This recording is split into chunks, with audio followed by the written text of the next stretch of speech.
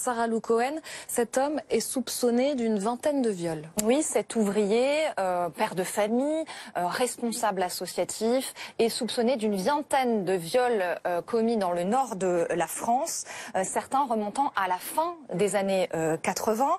La police, en l'occurrence la PJ de Lille, travaille sur ce suspect depuis presque 30 ans. Ils avaient recueilli un ADN sur plusieurs victimes. Le problème, c'est que cet ADN n'était pas fiché. Donc ils avaient une empreinte génétique, mais pas un nom, mais leur quête va finalement être fructueuse grâce notamment aux Belges et à la coopération entre les services belges et français, parce que effectivement la semaine dernière cet homme a récidivé.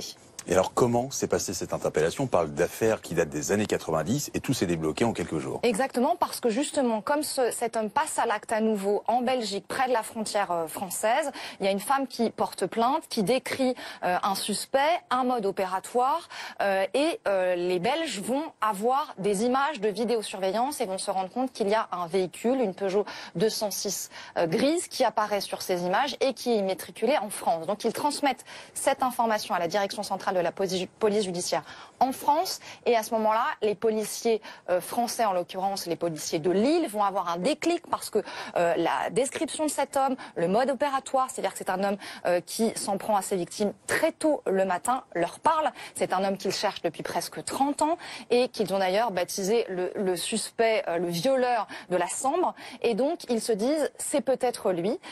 Ils vont éplucher, puisqu'ils n'ont pas de nom, tous les fichiers de carte grise, et ils vont tomber sur un véhicule qui peut correspondre aux images des Belges, et ils vont identifier un propriétaire qui habite près de Maubeuge. Ils vont donc mettre en place une surveillance très serrée autour de son domicile. L'homme sort de chez lui tôt le matin, lundi, pour aller vers sa voiture, et c'est là qu'il va être interpellé puis placé en garde à vue, une garde à vue qui va se terminer en fin de journée, et il peut être effectivement déféré devant le parquet de Valenciennes qui suit donc l'affaire depuis plusieurs années. Les informations de Sarah Lou Cohen, chef du service police-justice de BFM TV.